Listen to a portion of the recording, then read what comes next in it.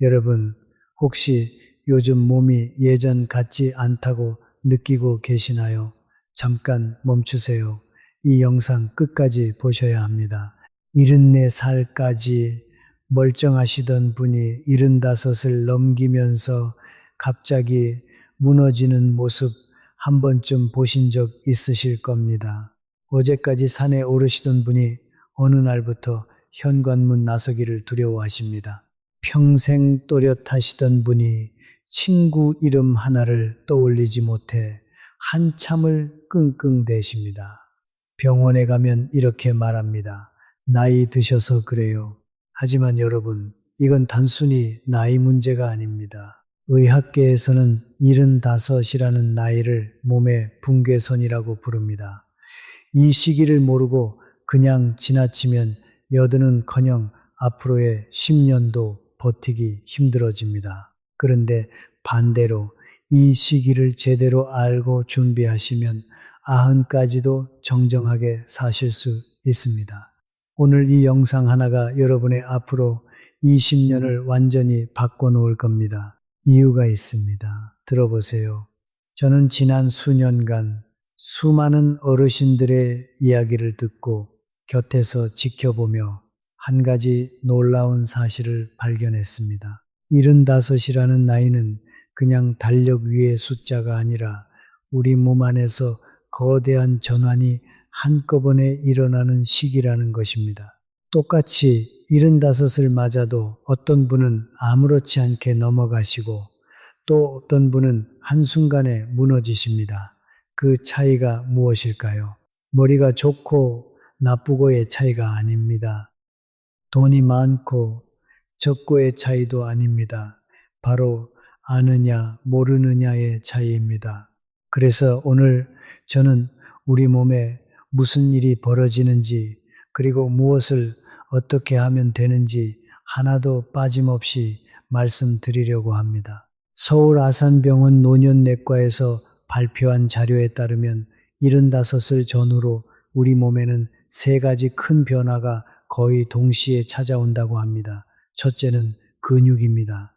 둘째는 심장과 폐입니다. 셋째는 뇌입니다. 이 3가지가 따로따로 천천히 오는 게 아니라 마치 약속이라도 한 듯이 같은 시기에 몰려옵니다. 그래서 본인도 가족도 당황하는 겁니다. 어제까지 멀쩡했는데 왜 갑자기 이러지 하면서요. 하지만 여기에 정말 중요한 희망이 하나 숨어 있습니다. 이 모든 변화는 완전히 막을 수는 없지만 그 속도를 늦추는 것은 얼마든지 가능하다는 사실입니다. 작은 습관 하나만 바꿔도 이후 10년이 통째로 달라집니다. 오늘 제가 그 구체적인 방법을 그것도 돈 한 푼 안 들이고 우리 집에서 바로 시작할 수 있는 방법으로 알려드리겠습니다. 오늘 우리가 함께 살펴볼 내용은 크게 이렇습니다. 먼저 75에 무너지는 세기둥, 근육과 심폐와 뇌를 하나씩 들여다보겠습니다. 그 다음 물과 약과 잠처럼 매일 우리가 무심코 지나치는 것들을 점검하겠습니다.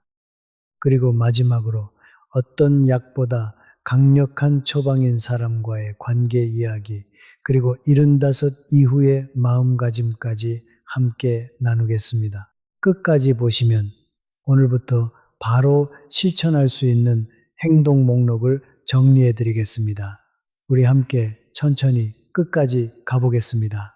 영상이 도움이 되셨다면 구독과 좋아요 한 번씩만 눌러주세요. 그 작은 손길이 더 많은 어르신들께 이 정보를 전해드리는 큰 힘이 됩니다. 자, 그러면 본격적으로 시작하겠습니다. 도대체 왜 우리 몸은 75에 갑자기 무너지는 것처럼 느껴질까요? 사실은 갑자기가 아닙니다. 우리 몸은 60 무렵부터 아주 천천히 조용히 변하고 있었습니다. 다만 그 변화가 너무 느려서 우리가 알아채지 못했을 뿐입니다. 그러다가 75쯤에 이르면 그동안 쌓여있던 변화들이 한꺼번에 겉으로 드러납니다. 마치 2개 작은 금이 조금씩 가다가 어느 날 갑자기 물이 새어 나오는 것과 같습니다. 눅이 갑자기 무너진 게 아니라 보이지 않게 금이 가고 있었던 겁니다. 우리 몸도 똑같습니다. 질병관리청 통계를 보면 65에서 74살 사이보다 75 이후에 일상생활에 도움이 필요하다고 답한 비율이 2배 가까이 뛰어오릅니다. 정확히는 한 살 한 살 늘 때마다가 아니라 75이라는 선을 넘는 순간 곡선이 가파르게 꺾입니다. 그래서 의학계에서 이 나이를 붕괴선이라고 부르는 겁니다. 무서운 말처럼 들리시죠? 저도 처음 이 말을 들었을 때 가슴이 철렁했습니다. 그런데요, 이 선의 정체를 정확히 알고 나면 오히려 마음이 편해집니다. 막연한 두려움이 분명한 목표로 바뀌기 때문입니다. 어디가 약해지는지 알면 어디를 지키면 되는지도 알게 되니까요. 많은 어르신들이 이런 말씀을 하십니다. 아침에 일어나는데 몸이 천근만근이다. 조금만 걸어도 숨이 턱까지 차오른다. 어제 만난 사람 이름이 오늘 생각이 안 난다. 이런 작은 신호들을 우리는 그저 나이 탓이려니 하고 넘겨버립니다. 하지만 이것이야말로 몸이 우리에게 보내는 가장 친절한 경고입니다. 2개 금이 가기 시작했으니 지금 손을 보라는 신호인 거죠. 이 신호를 알아채는 분과 무시하는 분의 10년 뒤는 하늘과 땅 차이입니다. 오늘 이 영상을 보시는 여러분은 이미 그 신호를 알아채신 분들입니다. 그것만으로도 여러분은 다른 길 위에 서 계신 겁니다. 자, 이제 본론으로 들어갑니다. 75세 무너지는 첫 번째 기둥, 바로 근육 이야기입니다. 우리는 흔히 근육이라고 하면 운동선수나 젊은 사람들의 것이라고 생각합니다. 나이 들어 무슨 근육이냐 이러시는 분도 계십니다. 하지만 이건 정말 위험한 생각입니다. 75 이후 우리의 생존을 좌우하는 가장 중요한 열쇠가 바로 이 근육이기 때문입니다. 서울 아산병원 자료에 따르면 70에서 80 사이에 우리 몸의 근육은 평균 31% 가까이 사라진다고 합니다. 60 무렵의 근육 감소 속도와는 비교가 안 될 만큼 빠릅니다. 10년 동안 근육의 3분의 1이 녹아 없어진다고 생각해 보세요. 정말 무섭지 않습니까? 그런데 왜 근육이 그렇게 중요할까요? 단순히 힘이 약해지는 문제가 아닙니다. 우리 몸의 근육은 단순한 고깃덩어리가 아니라 살아있는 거대한 창고이자 공장입니다. 근육은 우리가 넘어지지 않게 몸의 중심을 잡아줍니다. 근육은 혈당을 끌어다가 저장하는 창고 역할도 합니다. 그래서 근육이 줄면 똑같이 먹어도 혈당이 더 잘 오릅니다. 게다가 근육은 우리 몸을 따뜻하게 데우고 면역과 회복에도 깊이 관여합니다. 한마디로 근육이 무너지면 몸 전체가 함께 무너지는 겁니다. 정수기로 비유하자면 근육은 물을 끌어올리는 펌프와 같습니다. 펌프가 약해지면 아무리 좋은 필터가 있어도 깨끗한 물이 콸콸 나오지 않습니다. 근육이 빠지기 시작하면 우리 몸에는 어떤 일이 벌어질까요? 처음에는 아주 사소합니다. 장바구니가 무겁게 느껴집니다. 의자에서 일어날 때 나도 모르게 어구구 소리가 나옵니다. 계단을 오를 때 난간을 자꾸 잡게 됩니다. 여기까지는 그래도 견딜만 합니다. 문제는 그 다음입니다. 근육이 더 빠지면 걸음걸이가 흔들리고 작은 턱에도 발이 걸립니다. 그러다 한번 넘어지면 75 이후의 낙상은 단순한 멍으로 끝나지 않습니다.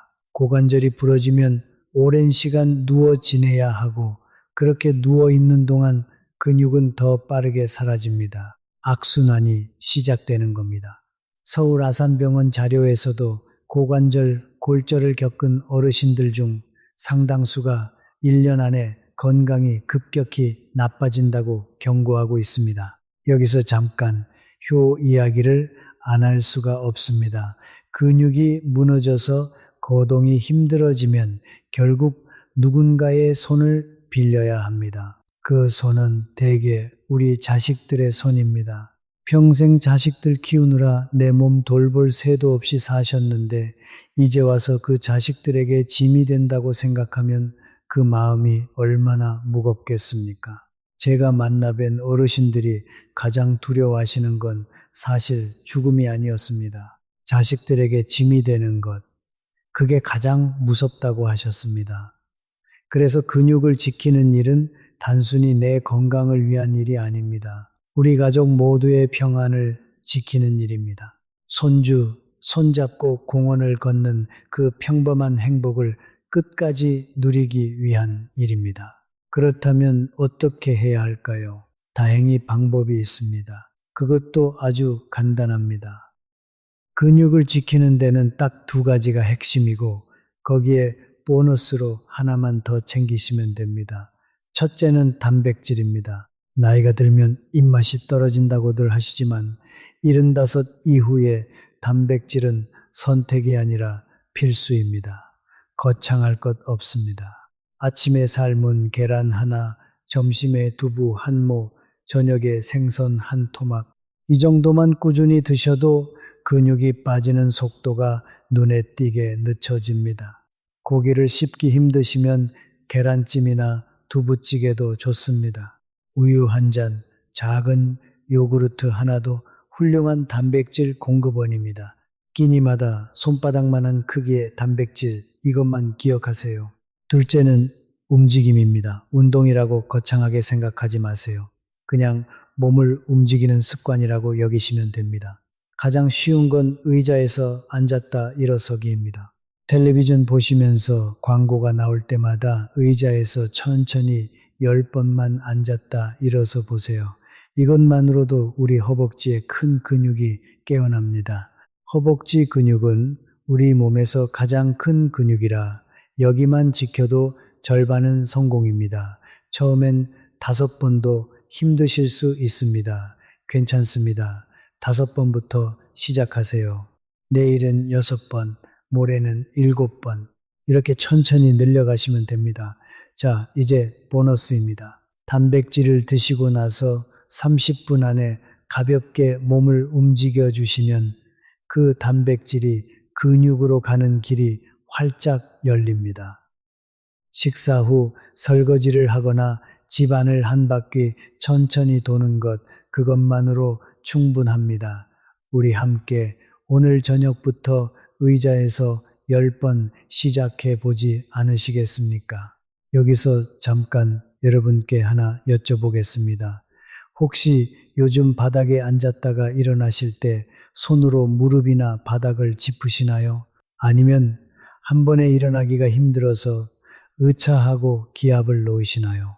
만약 그러신다면 이건 단순히 귀찮아서가 아니라 우리 다리 근육이 약해졌다는 분명한 신호입니다. 또 하나 여쭤보겠습니다. 페트병 뚜껑을 딸 때 예전보다 손에 힘이 안 들어가시나요? 손주가 내미는 손을 꽉 잡아주기가 어려우신가요? 손아귀 힘, 의학에서는 이걸 악력이라고 하는데요.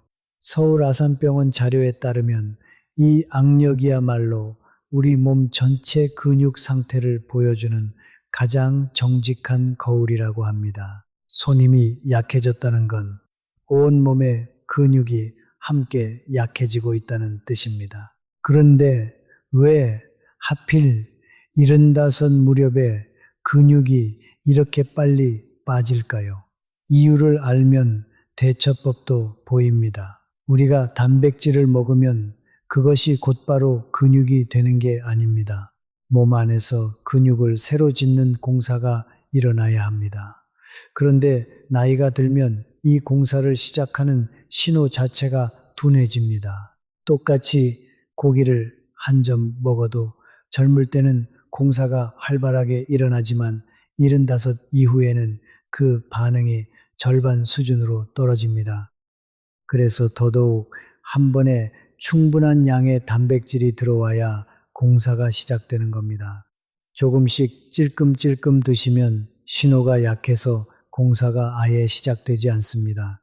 이게 바로 어르신들이 적게 드시면서 근육이 더 빨리 빠지는 숨은 이유입니다. 또 한 가지 무서운 사실이 있습니다. 근육은 우리 몸에서 혈당을 끌어다 쓰는 가장 큰 창고라고 말씀드렸죠. 근육이 줄면 이 창고가 작아집니다. 그러면 밥을 먹고 올라간 혈당이 갈 곳을 잃고 피 속에 둥둥 떠다닙니다. 그게 바로 당뇨로 가는 길입니다. 실제로 삼성 서울병원 자료를 보면 근육량이 적은 어르신은 그렇지 않은 분에 비해 당뇨 위험이 한참 높게 나타납니다. 그러니 근육을 지키는 일은 당뇨를 막는 일이기도 합니다. 무릎 힘만 지키는 게 아니라 혈당까지 함께 지키는 일이라는 거죠. 운동 한 가지로 두 가지 병을 막는 셈이니 이보다 더 남는 장사가 어디 있겠습니까? 제가 곁에서 지켜본 분 중에 수원에 사시는 윤재호 어르신이 계셨습니다. 올해 77이신데요. 평생 은행에서 일하시다 정년 퇴직을 하신 분입니다.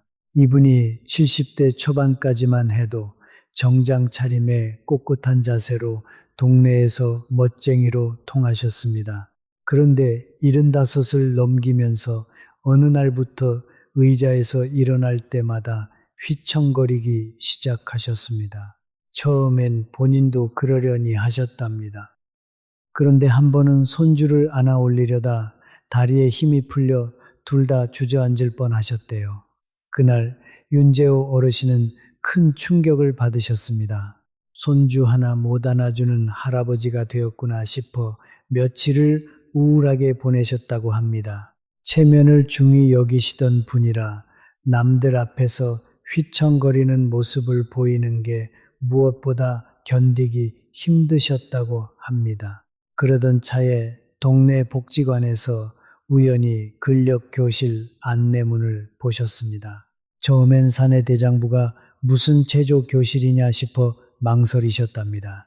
하지만 손주 얼굴이 자꾸 떠올라 용기를 내어 등록하셨습니다. 거기서 배운 건 정말 단순했습니다. 의자에서 천천히 앉았다 일어서기, 벽을 짚고 발 뒤꿈치 들었다 내리기, 그리고 식사 때마다 단백질 꼭 챙기기. 윤재호 어르신은 반신반의하면서도 매일 거르지 않고 하셨습니다. 은행원 출신답게 달력에 동그라미를 치며 하루도 빠짐없이 기록하셨다고 합니다. 석 달이 지나자 놀라운 변화가 찾아왔습니다. 의자에서 일어날 때 더 이상 휘청거리지 않게 되셨습니다. 6달이 지나자 그렇게 그리워하시던 손주를 번쩍 안아 올리실 수 있게 되었습니다. 윤재호 어르신이 그날 손주를 안고 환하게 웃으시던 모습을 가족들이 사진으로 남겨두었다고 합니다. 어르신은 그 사진을 거실에 걸어두고 매일 보신다고 해요. 그러면서 이렇게 말씀하셨습니다. 75에 무너지나 보다 하고 포기했으면 나는 지금쯤 누워 있었을 거다. 포기하지 않은 게 천만다행이다.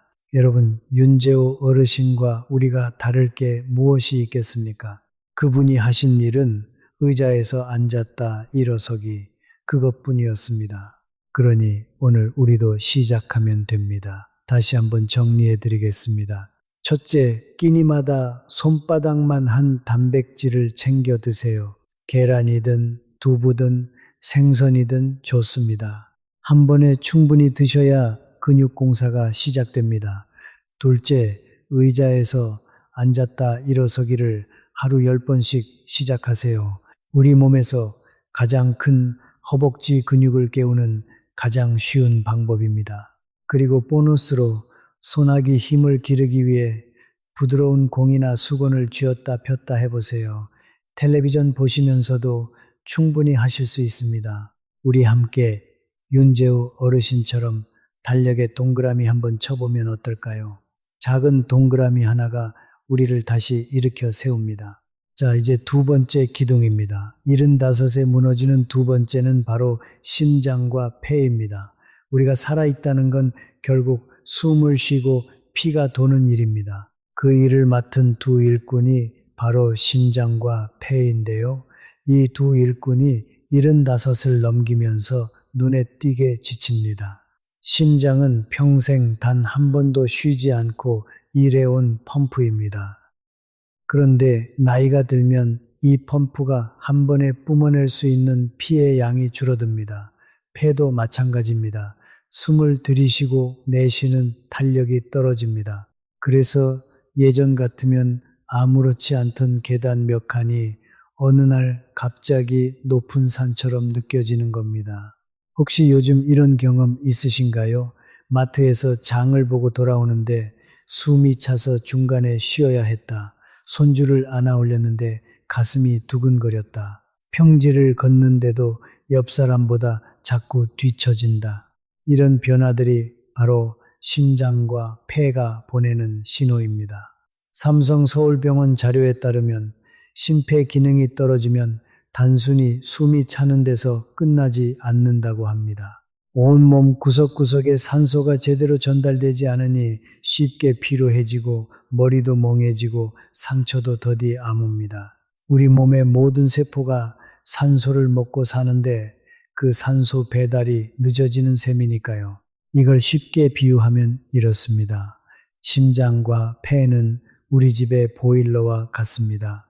보일러가 힘이 좋을 때는 집 안 구석구석 따뜻한 물이 잘 돕니다. 그런데 보일러가 노후되면 가장 먼 방, 가장 끝에 있는 방부터 차가워집니다.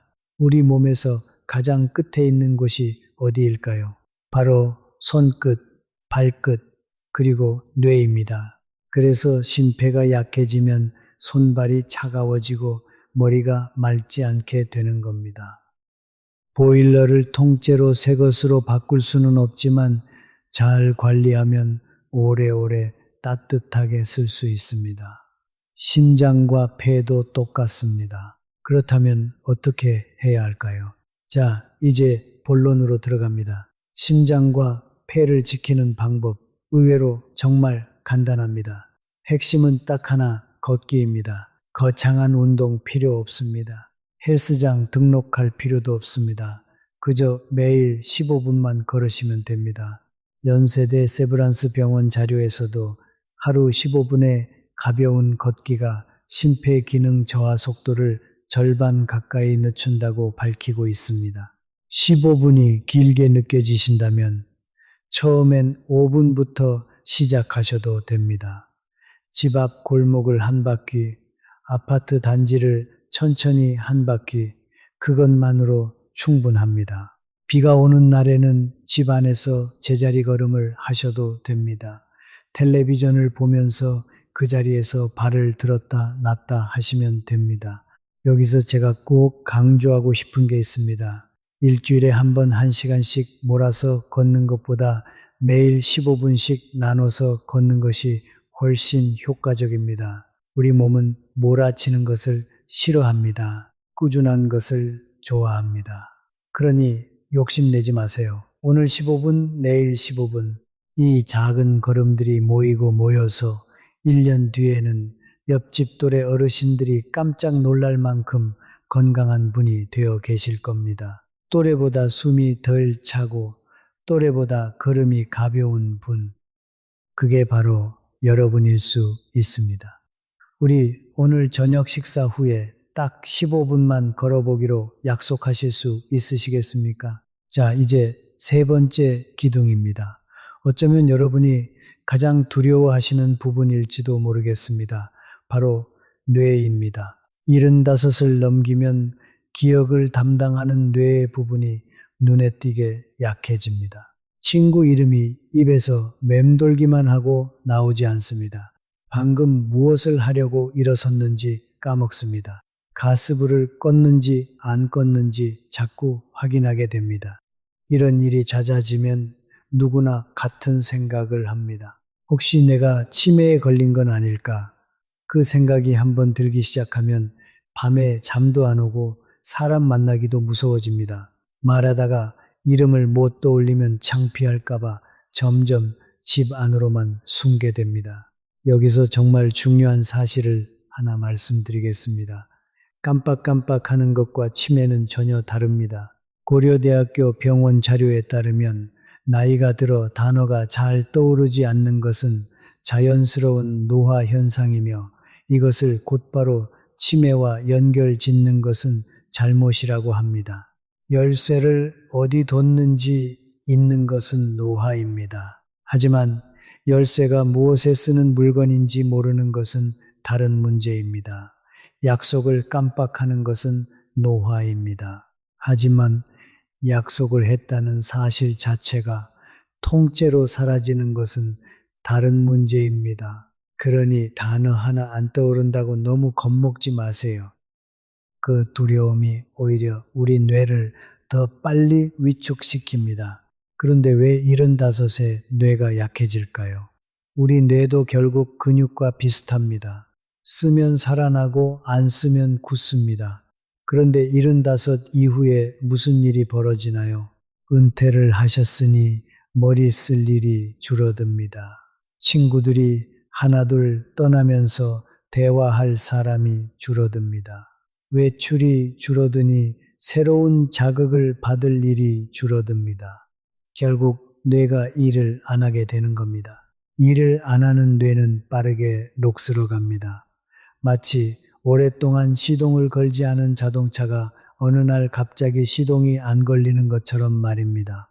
그러니 뇌가 약해지는 진짜 원인은 나이 그 자체가 아니라 뇌를 쓰지 않는 생활인 경우가 많습니다. 그렇다면 어떻게 뇌를 지킬 수 있을까요?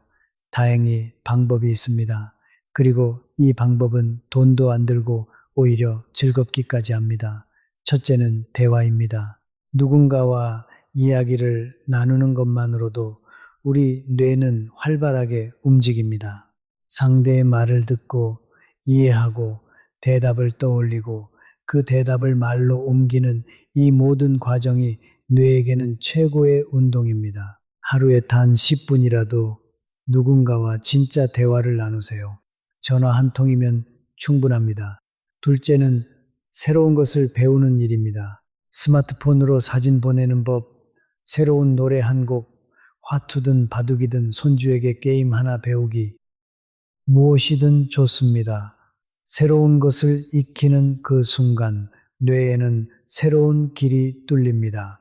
자, 이제 보너스입니다. 잘 자는 것입니다. 깊은 잠을 자는 동안 우리 뇌는 낮에 쌓인 노폐물을 청소합니다. 잠이 곧 뇌 청소 시간인 셈이죠. 잠 이야기는 뒤에서 더 자세히 다루겠습니다. 자, 여기까지 75세 무너지는 새 기둥, 근육과 심폐와 뇌를 살펴봤습니다. 머리로는 이해가 되시는데, 그래서 실제로 사람이 어떻게 달라질 수 있다는 거냐 궁금하실 겁니다. 그래서 제가 실제로 곁에서 지켜본 한 분의 이야기를 들려드리겠습니다. 포항에서 작은 꽃집을 오래 하시다 가게를 정리하신 권순애님 이야기입니다. 올해 64이신데요. 이분이 어떻게 마음을 바꾸셨는지가 정말 중요합니다. 권순애님께는 2살 위 언니가 한 분 계셨습니다. 그 언니가 바로 이른이 채 안 되어 무너지기 시작하셨거든요.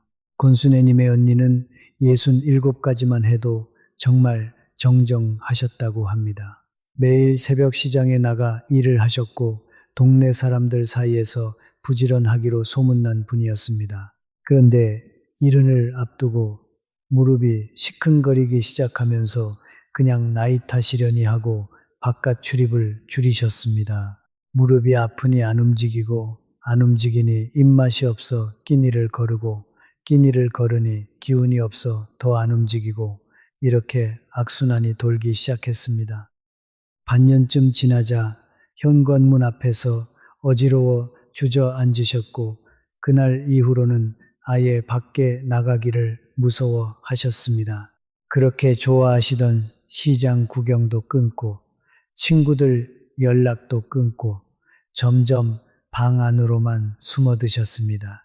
권순애님은 그 언니를 곁에서 지켜보며 가슴이 무너졌다고 하셨습니다.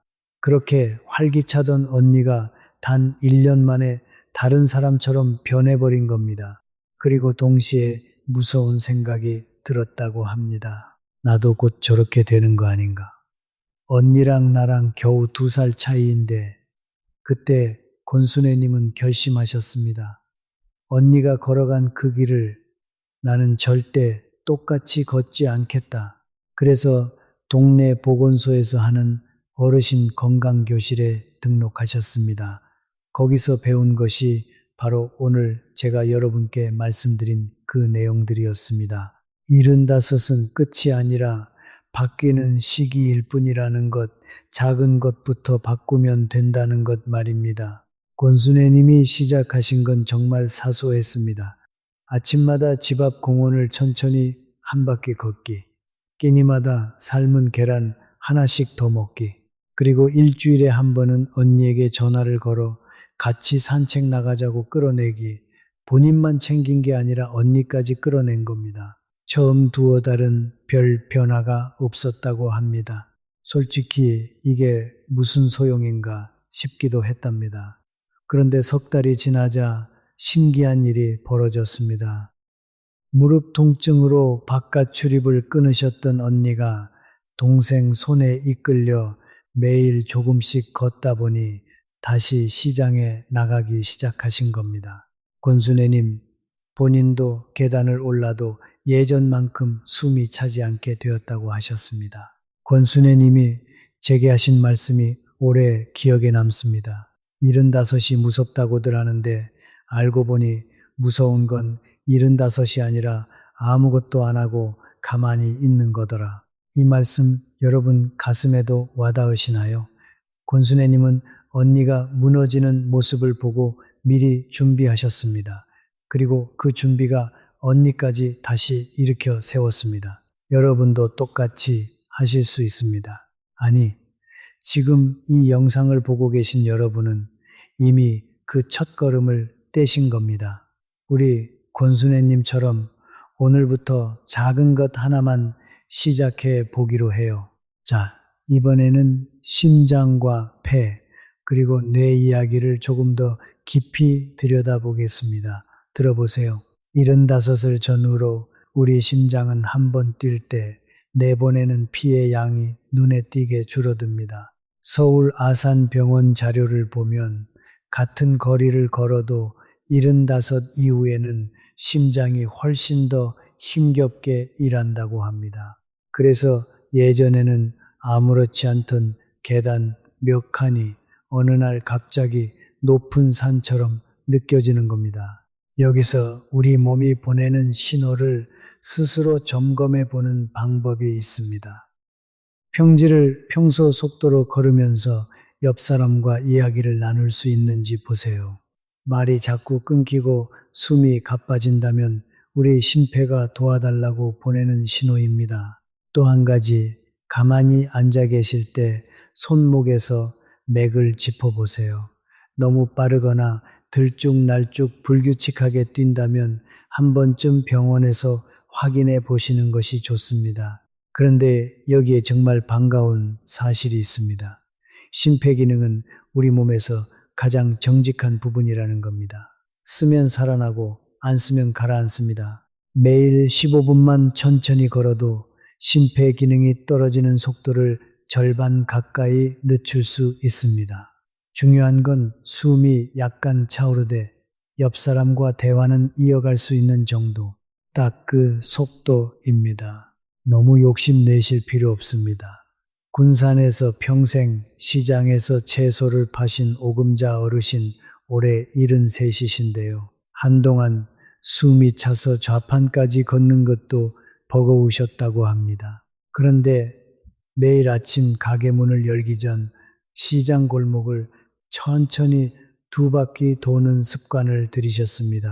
처음엔 한 바퀴도 힘드셨지만 3달이 지나자 좌판까지 거뜬히 걸으시게 됐습니다. 거창한 운동이 아니었습니다. 그저 매일 조금씩 꾸준히 그것이 우리 심장과 폐를 살립니다. 이제 뇌 이야기입니다. 75 무렵 많은 분들이 가장 두려워하시는 것이 바로 깜빡깜빡하는 일입니다. 친구 이름이 생각나지 않고 방금 들고 있던 물건을 어디 뒀는지 있습니다. 그러면 다들 덜컥 겁부터 내십니다. 혹시 치매 아닐까?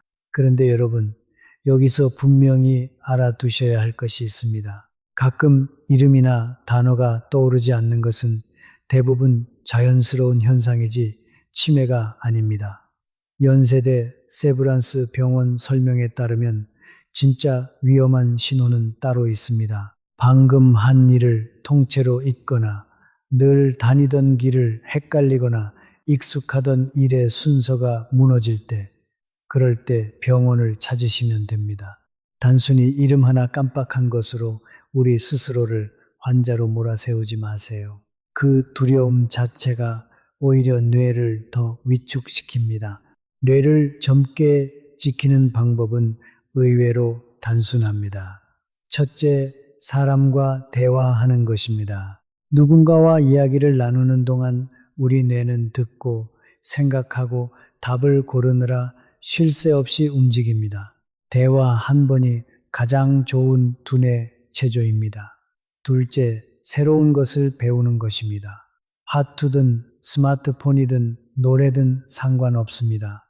익숙하지 않은 것을 익히는 그 과정이 뇌에 새로운 길을 냅니다. 셋째, 손을 부지런히 쓰는 것입니다. 요리, 텃밭, 가꾸기, 글씨 쓰기처럼 손끝을 움직이는 일이 뇌를 깨웁니다. 천안에서 평생 한복을 지으신 한정숙 어르신은 76이신데요. 손주에게 배운 스마트폰으로 매일 짧은 글을 한 줄씩 적으십니다. 처음엔 자판 누르는 것도 더디셨지만 이제는 옛 친구들과 안부도 주고받으십니다. 그 작은 습관 덕에 깜빡하는 일이 부쩍 줄었다고 하십니다. 우리 뇌는 나이와 상관없이 쓰면 쓸수록 다시 길을 냅니다. 그러니 우리 함께 오늘도 뇌에게 작은 일감을 주어 봅시다. 한 가지 덧붙이자면 심장과 폐를 위해 하루에 단 몇 분 깊은 숨을 쉬는 습관도 큰 도움이 됩니다. 편안히 앉아 코로 천천히 넷을 세며 숨을 들이마시고 다시 천천히 6을 세며 입으로 내쉬어 보세요. 이렇게 10번만 반복해도 가슴이 한결 트이고 마음이 차분해집니다. 삼성서울병원 자료에서도 이런 느린 호흡이 심장의 부담을 덜어주고 혈압을 안정시키는 데 도움이 된다고 합니다. 약을 하나를 더 먹는 것보다 이렇게 우리 몸이 스스로 가진 힘을 깨우는 것이 때로는 더 든든합니다. 아침에 눈을 떴을 때 그리고 잠들기 전에 한 번씩 이 작은 호흡 하나가 우리 심장을 오래도록 지켜줍니다. 뇌 이야기를 조금만 더 해보겠습니다. 아까 깜빡깜빡하는 것과 치매는 다르다고 말씀드렸죠. 그런데 많은 어르신들이 이 두려움 때문에 오히려 건강을 해치십니다. 무슨 말이냐 하면요. 혹시 치매면 어쩌나 하는 걱정에 사람 만나기를 피하고 새로운 일을 시도하지 않게 되는 겁니다. 그런데 바로 그 회피가 뇌를 더 빨리 굳게 만듭니다. 두려움이 우리를 가두고 그 갇힘이 다시 두려움을 키우는 악순환인 거죠. 그러니 우리 발상을 한번 바꿔봅시다. 깜빡거림은 우리 뇌가 보내는 경고가 아니라 운동을 하자는 초대장이라고 생각하는 겁니다. 단어가 안 떠오르면 끙끙대지 마시고 우리 뇌가 운동할 시간이구나 하고 가볍게 넘기세요. 연세대 세브란스 병원 자료에 따르면 뇌를 건강하게 지키는 데는 3가지가 함께 필요하다고 합니다. 첫째는 새로운 자극, 둘째는 사람과의 교류, 셋째는 적당한 몸의 움직임입니다. 흥미로운 사실은 이 3가지가 따로 노는 게 아니라는 겁니다. 친구를 만나러 밖에 나가면 걷게 되니 몸이 움직이고 대화를 하니 자극이 되고 사람과 교류까지 한꺼번에 일어납니다. 그래서 75 이후에는 그저 밖에 나가 사람을 만나는 것만으로도 뇌 건강의 3가지를 동시에 챙기는 셈입니다. 집에만 계시면 이 3가지를 한꺼번에 잃습니다. 그러니 오늘 단 한 번이라도 우리 밖으로 나가보기로 해요. 여기에 더해 75 이후 꼭 챙겨야 할 숨은 기둥이 하나 더 있습니다. 바로 균형 감각입니다. 근육이 아무리 튼튼해도 중심을 잡는 균형 감각이 무너지면 넘어집니다. 그리고 앞서 말씀드렸듯 이 나이의 낙상은 인생을 송두리째 바꿔놓을 만큼 위험합니다. 질병관리청 자료를 보면 75 이상 어르신의 입원 원인 중에서 낙상이 상당히 높은 비중을 차지합니다. 길에서 크게 다치는 것보다 사실은 집안에서 넘어지는 경우가 더 많습니다. 화장실 문턱, 거실 전기선, 미끄러운 욕실 바닥, 이런 곳들이 우리 집 안에 숨은 함정입니다. 균형 감각은 다행히 아주 간단한 방법으로 기를 수 있습니다. 부엌 싱크대나 식탁을 한 손으로 가볍게 짚고 한쪽 발을 살짝 들어 10초만 버텨보세요. 그 다음 반대쪽 발도 10초. 처음엔 비틀거리셔도 괜찮습니다. 매일 하다 보면 점점 오래 버틸 수 있게 됩니다. 양치질 하시는 동안 한 발로 서보는 것도 좋은 방법입니다.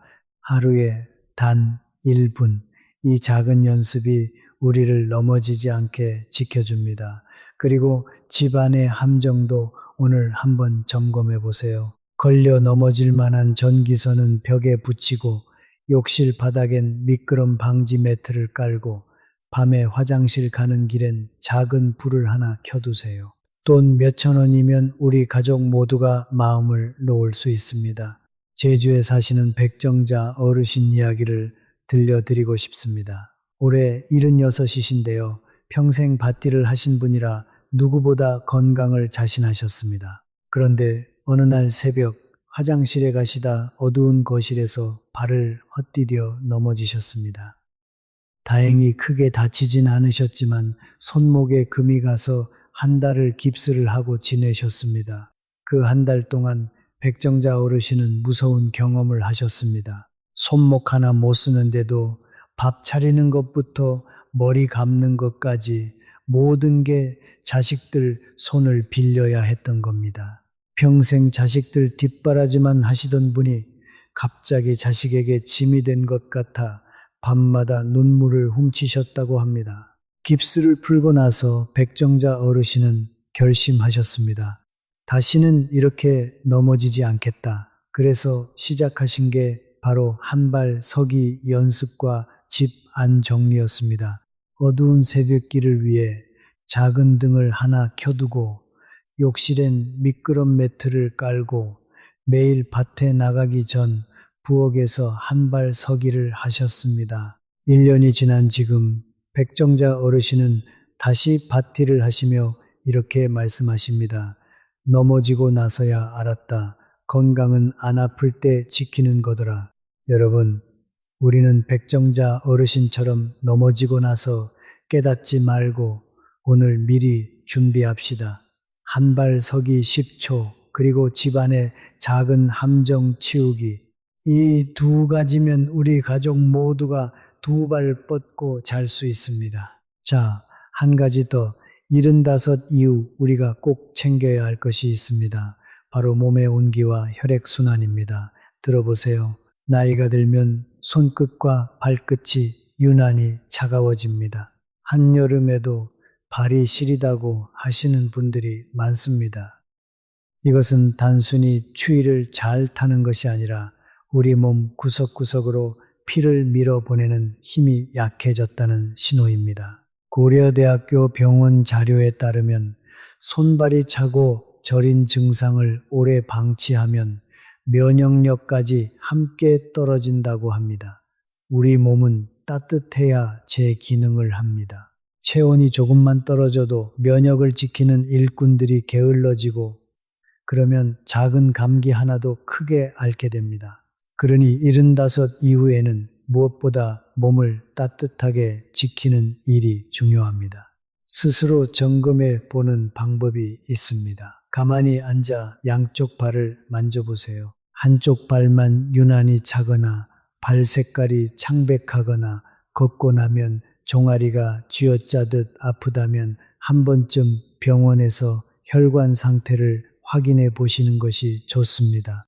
평소에는 이렇게 챙기시면 됩니다. 첫째, 발을 늘 따뜻하게 하세요. 양말을 신고 주무시고 잠들기 전 따뜻한 물에 발을 10분만 담그셔도 혈액순환이 한결 좋아집니다. 둘째, 자주 움직이세요. 한 자리에 오래 앉아 계시면 다리 아래쪽에 피가 고입니다. 30분에 한 번은 일어나 발목을 위아래로 까딱까딱 움직여 주세요. 그것만으로도 종아리가 펌프처럼 피를 위로 밀어 올립니다. 셋째, 따뜻한 국물 음식을 가까이 하세요. 된장국이나 미역국 한 그릇이 몸을 안에서부터 데웁니다. 면역력은 거창한 약으로 지키는 것이 아닙니다. 잘 자고, 잘 먹고, 따뜻하게 지내고, 적당히 움직이는 그 평범한 일상이 우리 몸의 가장 든든한 방패입니다. 대구에 사시는 문옥분 어르신, 올해 74이신데요. 한동안 잔병 치레가 끊이질 않으셨습니다. 감기가 떨어질만 하면 또 걸리고 늘 몸이 으슬으슬하다고 하셨습니다. 그런데 매일 밤 따뜻한 물에 발을 담그고 양말을 신고 주무시고 아침마다 된장국 한 그릇을 챙겨 드시기 시작하셨습니다. 2달이 지나자 손발 시린 증상이 눈에 띄게 줄고 그 잦던 감기도 거의 사라졌다고 합니다. 특별한 비결이 아니었습니다. 그저 우리 몸을 따뜻하게 그리고 부지런히 움직여 주는 것, 그것이 75 이후 우리 면역을 지키는 가장 확실한 방법입니다. 우리 어르신들 오늘 밤부터 따뜻한 양말 한 켤레부터 챙겨 신어보세요. 자, 여기서 잠깐 숨을 고르며 지금까지 나눈 이야기를 정리해 보겠습니다. 우리는 75이라는 붕괴선에서 무너지는 세 기둥을 살펴봤습니다. 첫째, 근육, 단백질과 움직임으로 지킨다. 둘째, 심장과 폐, 매일 15분 걷기로 지킨다. 셋째, 뇌, 대화와 새로운 배움으로 지킨다. 여기까지 따라오셨으면 절반은 오신 겁니다. 정말 잘하고 계십니다. 그런데요, 이 세 기둥을 떠받치는 보이지 않는 바닥이 또 있습니다. 우리가 매일 무심코 지나치는 것들, 바로 물과 약과 잠입니다. 이 세 가지를 놓치면 아무리 걷고 단백질을 챙겨도 밑 빠진 독에 물 붓기가 됩니다. 지금부터 이 바닥을 단단히 다지는 법을 말씀드리겠습니다. 먼저 물입니다. 여러분, 하루에 물 몇 잔이나 드시나요? 많은 어르신들이 이렇게 말씀하십니다. 나는 목이 안 말라서 물을 잘 안 마셔. 바로 그게 함정입니다. 나이가 들면 우리 몸은 목마름을 느끼는 감각 자체가 둔해집니다.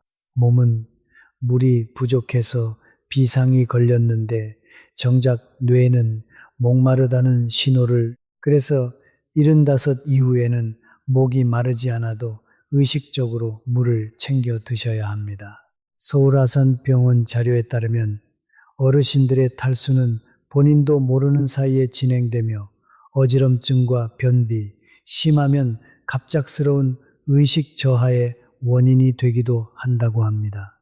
물이 부족하면 우리 몸 안에서는 어떤 일이 벌어질까요? 우리 몸의 절반이 넘는 부분이 물로 되어 있습니다. 피도 결국 물입니다. 물이 부족하면 피가 끈적해집니다. 끈적한 피는 좁아진 혈관을 지나가기가 더 힘들어집니다. 그래서 탈수는 혈관이 막히는 사고, 즉 뇌졸중이나 심장 문제와도 연결됩니다. 특히 잠자는 동안에는 몇 시간씩 물을 못 마시니 새벽녘에 피가 가장 끈적해집니다. 어르신들에게 새벽에 안 좋은 일이 자주 생기는 데에는 이런 이유도 있습니다. 무섭게 들리시겠지만 반대로 생각하면 물 한 잔으로 막을 수 있는 일이라는 뜻이기도 합니다. 방법은 정말 쉽습니다. 시간을 정해놓고 마시는 겁니다. 목마름에 의지하지 마시고 시계에 의지하세요. 아침에 일어나자마자 한 잔, 점심 드시기 전 한 잔, 저녁 드시기 전 한 잔, 그리고 잠자리에 들기 한두 시간 전에 한 잔, 이렇게만 챙겨도 하루에 필요한 물을 거의 다 채우실 수 있습니다. 특히 아침에 일어나서 마시는 미지근한 물 한 잔은 밤새 끈적해진 피를 부드럽게 풀어주고 굳어있던 장을 깨워줍니다. 하루를 여는 가장 좋은 습관입니다. 맹물이 영 싫으시면 보리차나 결명자차도 좋습니다. 다만 커피나 진한 녹차는 오히려 물을 빼앗아 가니 물 대신으로 생각하시면 안 됩니다. 자, 이제 두 번째 바닥입니다. 바로 약 관리입니다. 75을 넘기면 대부분 한두 가지 이상의 약을 드시게 됩니다. 혈압약, 당뇨약, 콜레스테롤약, 거기에 무릎약, 잠 못 자서 받은 약까지 어느새 약봉지가 한 움큼이 됩니다. 그런데 여기서 정말 중요한 사실이 있습니다. 약이 많다고 해서 건강한 게 아니라는 겁니다. 오히려 약이 너무 많으면 약끼리 부딪혀서 새로운 문제를 일으키기도 합니다. 삼성서울병원 자료에서도 여러 병원에서 받은 약을 한꺼번에 드시는 어르신들에게 중복되거나 충돌하는 약이 적지 않게 발견된다고 경고하고 있습니다. 그래서 약 관리에는 두 가지 원칙이 있습니다. 첫째, 시간을 정확히 지키는 것입니다. 아침 약은 아침 식사 후 30분 안에, 저녁 약은 저녁 식사 후에, 이 시간이 들쑥날쑥하면 약효도 들쑥날쑥해집니다. 깜빡 잊으실까 걱정되시면 요일과 시간이 나뉜 약통을 하나 장만하세요. 일주일치를 미리 담아두면 오늘 약을 먹었는지 안 먹었는지 한눈에 알 수 있습니다. 휴대폰 알람을 맞춰두시거나 함께 사는 가족에게 부탁하는 것도 좋은 방법입니다. 둘째, 자, 이제 두 번째입니다. 석 달에 한 번은 드시는 모든 약을 봉지째 모아서 병원에 가져가세요. 그리고 의료진에게 보여드리며 여쭤보세요. 이 중에 겹치는 약은 없는지, 이제는 줄여도 되는 약은 없는지, 여기에 보너스로 하나만 더 챙기시면 좋습니다. 약을 드시고 난 뒤 몸에 어떤 변화가 있는지 짧게 적어두는 겁니다. 어지럽다, 속이 더부룩하다, 잠이 안 온다. 이런 작은 메모 하나가 의료진에게는 어떤 검사보다 귀한 정보가 됩니다. 약은 우리를 지키기 위한 것이지 우리를 처참하기 위한 것이 아닙니다. 필요한 약을 정확한 시간에 꼭 필요한 만큼만, 이 원칙만 지키시면 약은 든든한 우리 편이 됩니다. 우리 다음에 병원 가실 때 약봉지 다 챙겨가기로 약속해요. 자, 이제 세 번째 바닥, 잠입니다. 앞에서 뇌 이야기를 하면서 잠깐 말씀드렸죠. 잠은 단순히 쉬는 시간이 아니라 우리 뇌가 청소를 하고 우리 몸이 수리를 하는 가장 중요한 시간이라고요. 그런데 많은 어르신들이 이렇게 말씀하십니다. 나이 드니까 잠이 줄어 새벽에 자꾸 깨. 사실 나이가 들면 잠의 양이 줄어드는 게 아니라 깊은 잠이 줄어드는 겁니다. 얕은 잠만 자다 보니 자주 깨고 자고 일어나도 개운하지가 않은 거죠. 깊은 잠을 못 자면 낮에 졸리고 졸리니까 낮잠을 길게 자고 그러면 밤에 또 못 자고 여기서도 악순환이 돕니다. 질병관리청 자료에서도 수면의 질이 떨어지면 기억력 저하와 면역력 약화, 그리고 우울감과도 깊이 연결된다고 합니다. 그러니 잠을 잘 자는 것은 75 이후 건강의 숨은 열쇠입니다. 그렇다면 어떻게 깊은 잠을 되찾을 수 있을까요? 방법은 여러 가지지만 가장 중요한 두 가지만 말씀드리겠습니다. 첫째, 낮잠을 30분 안으로 줄이세요. 낮잠이 길어지면 밤잠을 도둑맞습니다.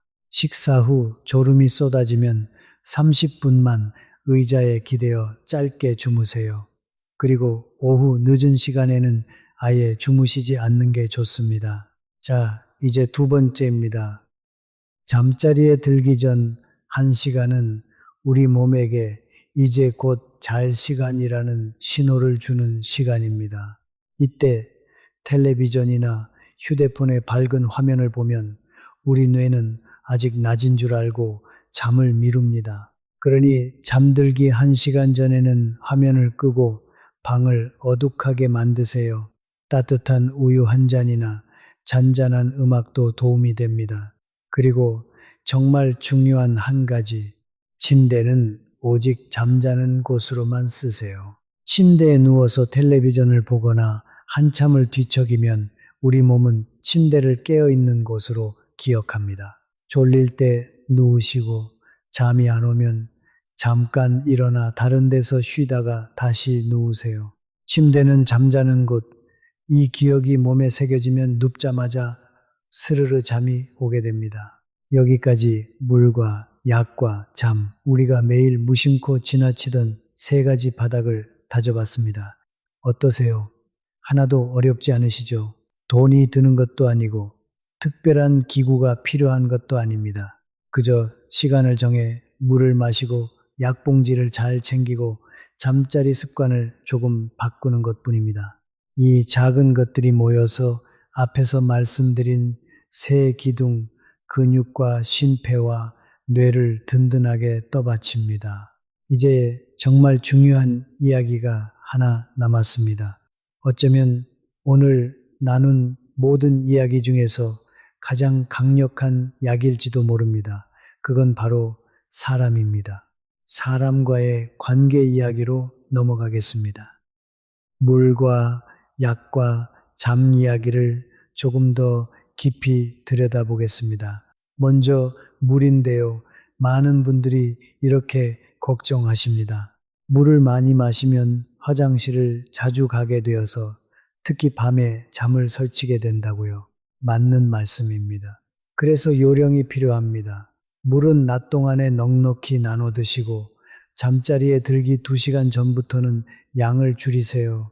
이렇게 하면 낮에는 충분히 수분을 채우면서도 밤에 화장실 때문에 깨는 일을 줄일 수 있습니다. 그리고 한 번에 벌컥벌컥 마시기보다 한 모금씩 천천히 자주 드시는 게 우리 몸에 훨씬 잘 흡수됩니다. 마치 마른 화분에 물을 줄 때 한꺼번에 부으면 다 흘러내리지만 조금씩 주면 흙이 촉촉하게 머금는 것과 같은 이치입니다. 또 한 가지, 우리 몸에 물이 부족한지 아닌지 스스로 확인하는 쉬운 방법이 있습니다. 소변색을 보시면 됩니다. 맑은 노란빛이면 충분한 것이고 진한 갈색에 가까우면 물이 부족하다는 신호입니다.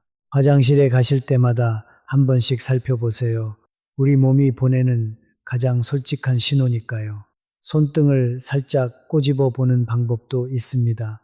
꼬집었다 놓았을 때 피부가 금방 원래대로 돌아오면 괜찮고 한참 동안 그대로 있으면 물이 부족한 겁니다. 이렇게 우리 몸의 신호를 읽는 습관을 들이면 큰 병을 미리미리 막을 수 있습니다. 약 이야기로 넘어가 보겠습니다. 약을 드실 때 정말 조심해야 할 것이 하나 있습니다. 바로 자기 마음대로 약을 끊는 일입니다. 혈압약이나 당뇨약을 한동안 드시다 보면 몸이 좀 괜찮아진 것 같아서 이제 안 먹어도 되겠지 하고 슬그머니 끊으시는 분들이 계십니다. 이게 정말 위험합니다. 고려대학교 병원 자료에서도 혈압약을 임의로 중단하는 것이 가장 위험한 행동 중 하나라고 경고합니다. 약을 먹어서 혈압이 정상이 된 것이지 병이 나아서 정상이 된 게 아니기 때문입니다. 약을 끊으면 혈압이 다시 치솟는데 이때 갑작스러운 혈관 사고가 일어날 수 있습니다. 그러니 약을 줄이거나 끊는 일은 반드시 의료진과 먼저 상의하세요. 그리고 약과 함께 드시면 안 되는 음식도 알아두시면 좋습니다. 자몽이라는 과일은 일부 혈압약이나 콜레스테롤 약과 부딪혀서 약효를 너무 세게 만들 수 있습니다. 또 혈액을 묽게 하는 약을 드시는 분은 시금치나 미역 같은 음식을 갑자기 많이 드시면 약효가 흔들릴 수 있습니다. 너무 복잡하게 생각하실 것 없습니다. 새로운 약을 받으실 때 약사 선생님께 이 약이랑 같이 먹으면 안 되는 게 있나요? 하고 딱 한마디만 여쭤보세요. 그 한마디가 우리 건강을 지키는 든든한 울타리가 됩니다. 약은 정수기 필터를 청소하는 약품과 같습니다. 제대로 쓰면 깨끗한 물을 주지만 아무렇게나 쓰면 오히려 탈이 납니다. 마지막으로 잠 이야기를 조금 더 해보겠습니다. 천안에 사시는 서영순 어르신 이야기인데요. 올해 66이시고 평생 약국을 운영하셨던 분입니다. 그런데 가게를 정리하고 은퇴하신 뒤로 깊은 불면증에 시달리셨습니다.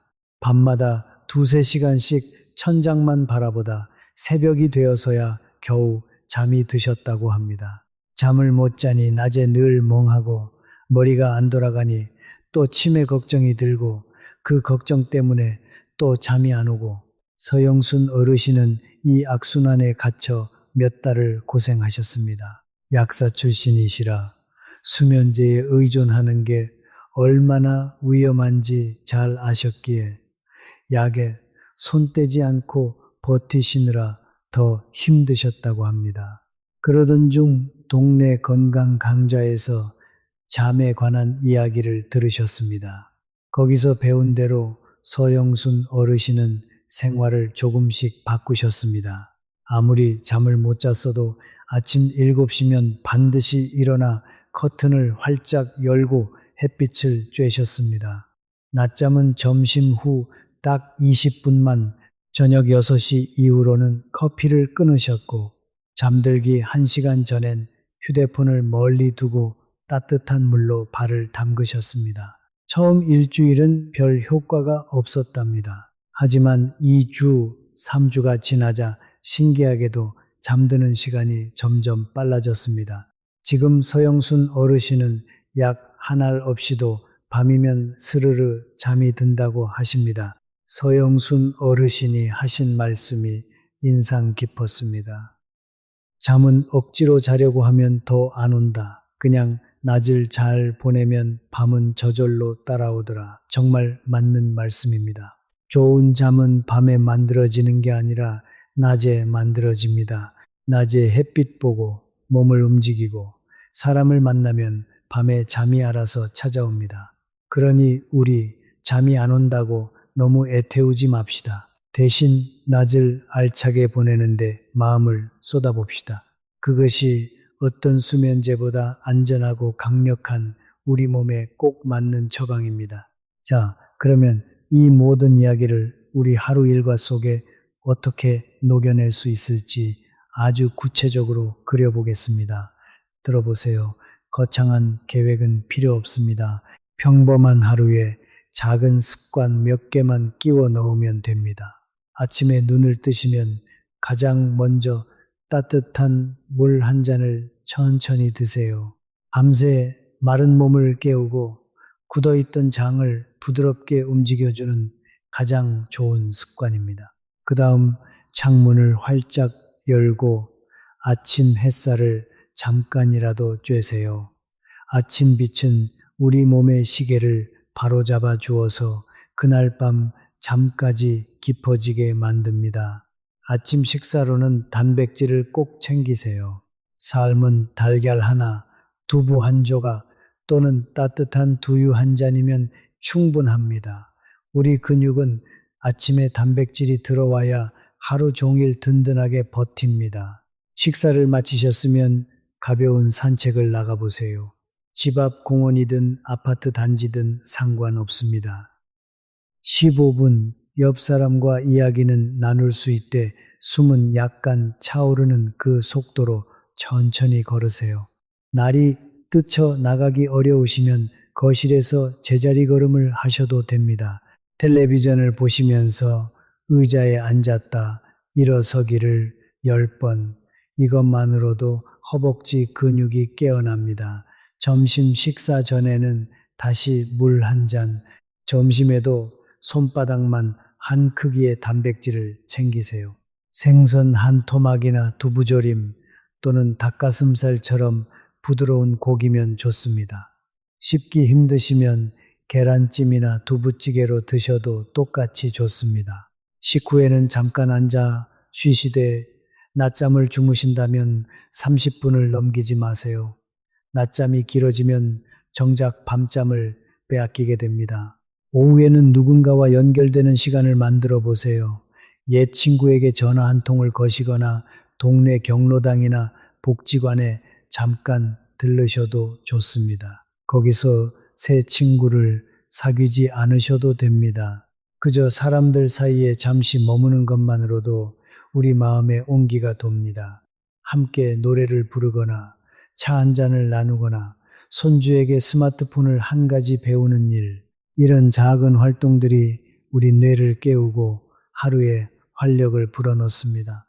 저녁 식사 전에 다시 물 한 잔, 저녁에도 단백질 한 가지를 잊지 마세요. 다만 저녁 6시가 지나면 커피나 진한 차는 피하시는 것이 좋습니다. 잠을 방해하기 때문입니다. 저녁을 드신 뒤에는 하루를 천천히 마무리합니다.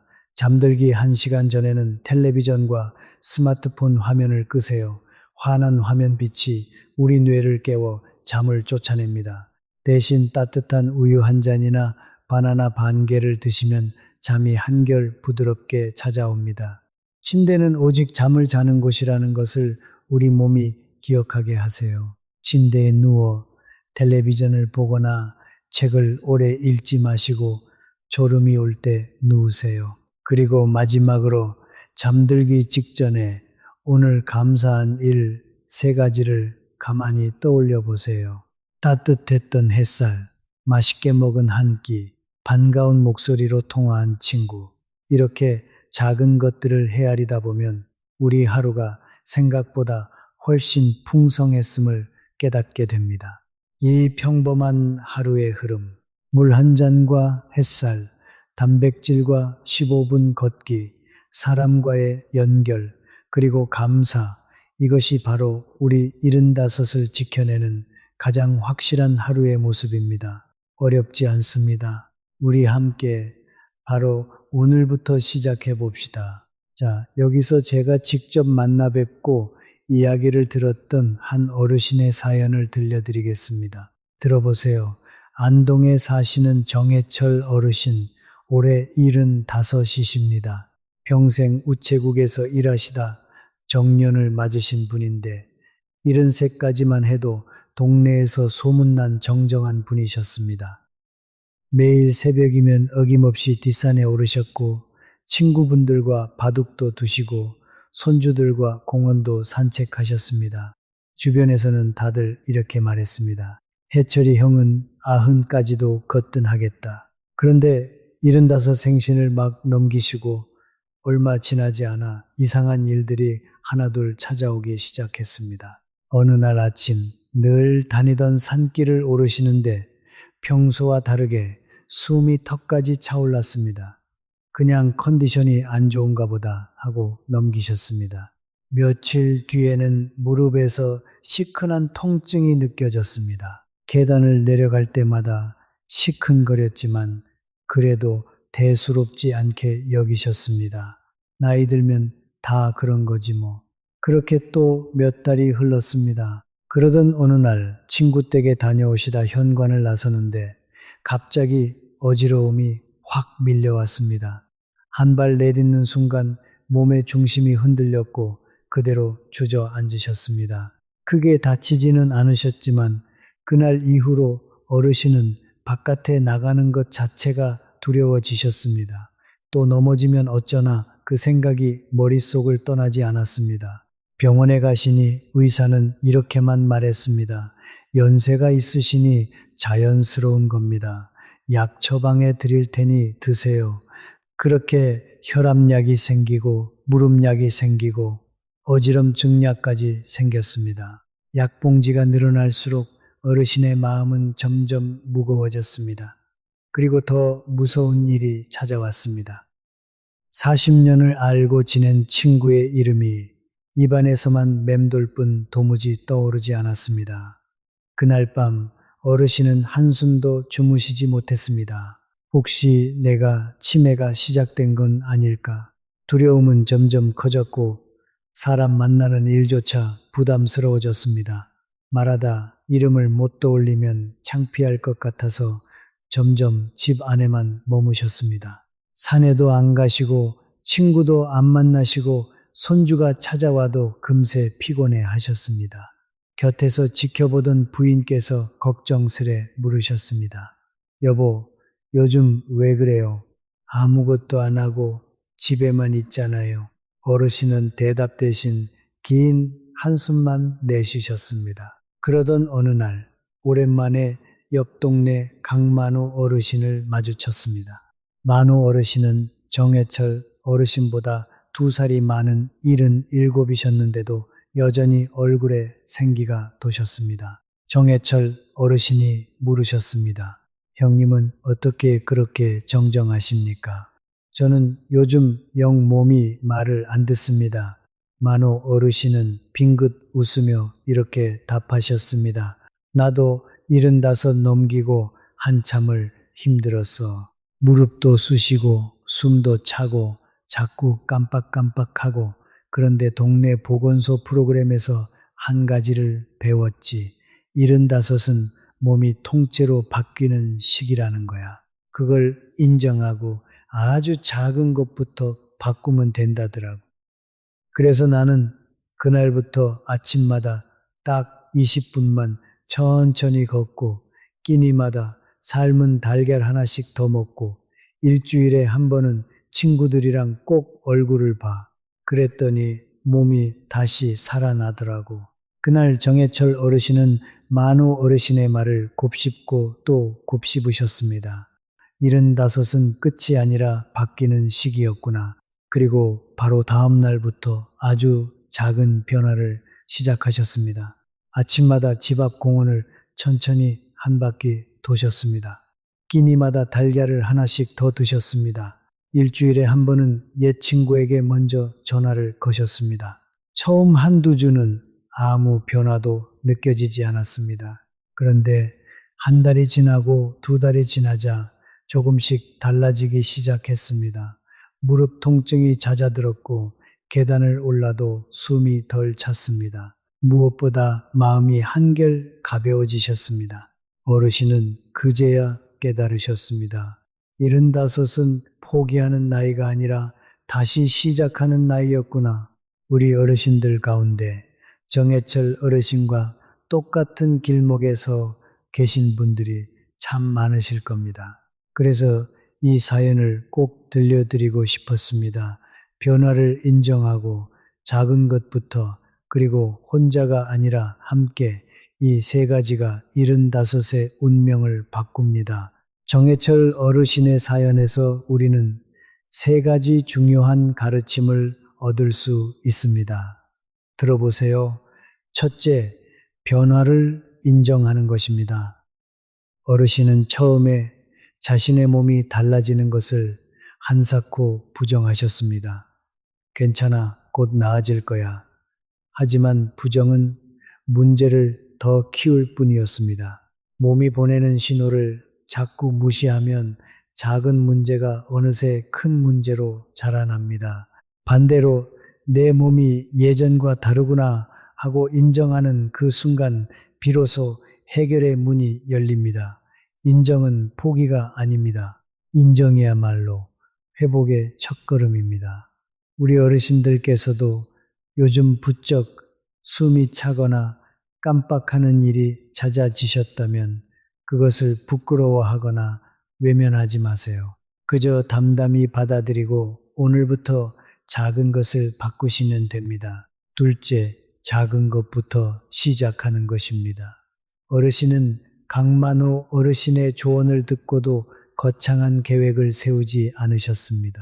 매일 20분 걷기, 끼니마다 달걀 하나 더, 일주일에 한 번 친구에게 전화 한 통, 이 사소해 보이는 행동들이 모이고 모여 결국 어르신을 다시 일으켜 세웠습니다. 우리는 종종 큰 변화를 꿈꾸지만 정작 너무 커서 시작조차 못합니다. 그러나 작은 변화는 누구나 할 수 있고 작은 변화가 차곡차곡 쌓이면 인생이 통째로 달라집니다. 오늘 단 10분, 오늘 달걀 하나, 그것이면 충분합니다. 완벽하지 않아도 괜찮습니다. 그저 시작하는 것, 그리고 멈추지 않는 것, 그것이 전부입니다. 셋째, 혼자가 아니라 함께라는 것입니다. 어르신이 다시 일어서실 수 있었던 결정적인 이유는 곁에 강만호 어르신이라는 한 사람이 있었기 때문입니다. 누군가의 따뜻한 한마디, 누군가의 경험과 조언이 무너져가던 분을 다시 세웠습니다. 75 이후에는 관계가 그대로 야기됩니다. 전화 한 통, 대화 한마디가 외로움을 막고 뇌를 깨우고 삶의 의미를 되찾게 합니다. 단 한 사람이라도 나를 이해하고 응원해주는 사람이 곁에 있다면 우리는 어떤 어려움 속에서도 다시 일어설 수 있습니다. 그러니 힘드실 때 혼자 끙끙 앓지 마세요. 가족이든 친구든 이웃이든 누군가에게 마음을 여세요. 그리고 동시에 우리도 누군가에게 그런 한 사람이 되어줄 수 있습니다. 받기만 하는 것이 아니라 먼저 손을 내미는 것, 그것이 우리 자신을 살리는 길이기도 합니다. 변화를 인정하고 작은 것부터, 그리고 함께 이 세 가지만 마음에 새기셔도 우리 75은 분명히 달라질 것입니다. 여러분, 혹시 외로움이 담배만큼 몸에 해롭다는 말 들어보신 적 있으신가요? 놀라시겠지만 사실입니다. 여러 의학 연구를 종합하면 깊은 외로움 속에 사는 것은 하루에 담배 15개비를 피우는 것만큼 우리 건강에 해롭다고 합니다. 반대로 좋은 관계는 거꾸로 우리 수명을 늘리고 치매를 늦추고 면역력까지 높여줍니다. 미국 하버드 의과대학에서는 무려 75년이라는 긴 세월 동안 무엇이 사람을 건강하고 행복하게 만드는지를 추적했습니다. 그 긴 연구의 결론이 무엇이었을까요? 돈도 아니고 명예도 아니었습니다. 바로 따뜻한 관계였습니다. 곁에 마음을 나눌 사람이 있는 분들이 더 오래, 더 건강하게 사셨습니다. 그러니 사람과의 관계는 우리에게 가장 강력한 보약입니다. 자, 이제 본론으로 들어갑니다. 75 이후의 관계 어떻게 가꿔야 할까요? 첫째, 일주일에 한 번은 우리가 먼저 누군가에게 연락하세요. 친구든 형제든 조카든 상관없습니다. 길게 통화할 필요도 없습니다. 잘 지내냐? 밥은 먹었냐? 이 짧은 안부 한마디가 외로움을 막고 우리 뇌를 깨웁니다. 전화가 부담스러우시면 짧은 문자 한 줄도 좋습니다. 오늘 날씨 좋네, 건강하게 지내. 이 한 줄이 끊어질 뻔한 관계의 끈을 다시 이어줍니다. 둘째, 일주일에 한 번이라도 사람들이 모이는 자리에 나가세요. 복지관이든 경로당이든 교회든 어디든 좋습니다. 거기서 꼭 새 친구를 사귀어야 하는 건 아닙니다. 그냥 사람들 사이에 섞여 있는 것만으로도 우리 마음은 환해집니다. 셋째, 함께 밥을 드세요. 혼자 먹는 밥은 입맛도 없고 영양도 부실해집니다. 누군가와 마주 앉아 먹으면 자연스레 더 잘 드시게 되고 이야기도 오갑니다. 일주일에 한 번이라도 가까운 사람과 마주 앉아 국수 한 그릇이라도 나눠 드세요. 그런데 여기서 제가 정말 꼭 짚고 넘어가고 싶은 이야기가 하나 있습니다. 관계를 지키려다 오히려 관계를 잃는 경우를 너무 많이 봤기 때문입니다. 바로 모임에서의 돈 문제입니다. 혹시 모임에 나가면 늘 먼저 지갑을 꺼내시는 분 주변에 계시지 않나요? 혹은 여러분이 바로 그런 분이실 수도 있습니다. 좋은 사람으로 보이고 싶어서, 여유 있는 사람으로 보이고 싶어서 매번 먼저 밥값을 내십니다. 처음엔 다들 고마워합니다. 그런데 이상하게도 시간이 지날수록 그 모임에 나오는 사람이 하나둘 줄어듭니다. 왜 그럴까요? 분명 좋은 마음으로 베푼 건데 말입니다. 저는 이 안타까운 장면을 정말 많이 봤습니다. 이유는 이렇습니다. 사람에게는 받으면 갚고 싶어 하는 본능이 있습니다. 선물을 받으면 선물로, 밥을 얻어먹으면 밥으로 갚고 싶은 마음이 본능처럼 일어납니다. 그런데 한 사람이 매번 먼저 내버리면 받는 사람은 갚을 기회를 잃습니다. 그러면 고맙다는 마음보다 미안하다는 마음, 빚진 것 같은 마음이 쌓입니다. 나는 왜 저렇게 못해줄까? 나는 형편이 안 되는데, 이런 생각이 들기 시작하면 그 자리가 점점 불편해집니다. 그래서 결국 발걸음을 끊게 되는 겁니다. 게다가 매번 내는 사람은 자기도 모르게 우월한 위치에 서고 받는 사람은 자꾸 아래에 놓입니다. 이렇게 한쪽으로 기운 관계는 오래 갈 수가 없습니다. 친구 사이는 평등할 때 가장 깊어지는 법이니까요. 그러니 진짜 오래가는 관계를 원하신다면 모임에서는 각자 내거나 돌아가며 내세요. 그게 너무 야박해 보일까요? 천만에요. 각자 낼 때 서로 부담이 없어 더 자주 만나게 되고 빚진 마음이 없으니 더 편하게 연락하게 됩니다. 요즘은 계산도 쉽습니다. 카드로 나눠서 계산도 되고 송금도 간편합니다. 만약 정말 한턱 내고 싶으시다면 아무 날에나 내지 마시고 특별한 날을 고르세요. 생일이나 회갑, 손주가 태어났거나 자녀가 결혼한 날, 그런 날에 축하의 뜻으로 내시면 받는 사람도 명분이 있으니 부담 없이 기쁘게 받습니다. 베푸는 사람도 기쁘고 받는 사람도 기쁜, 그게 진짜 우리가 바라는 따뜻한 관계입니다. 그리고 정말 마음을 전하고 싶으시다면 돈보다 더 귀한 것을 나누세요. 친구가 힘들 때 곁에서 이야기를 들어주는 것, 아플 때 한번 들여다보는 것, 텃밭에서 기른 상추 한 봉지, 손수 담근 김치 한 통을 건네는 것, 이런 작은 정성이 비싼 밥 한 끼보다 100배는 더 마음에 남습니다. 돈으로 살 수 없는 시간과 손길이 담겨 있으니까요. 우리 옛 어른들이 말씀하시던 정이라는 게 바로 이런 겁니다. 비싼 것을 주고받는 게 아니라 마음을 주고받는 것. 자, 이제 하나 더 중요한 게 있습니다.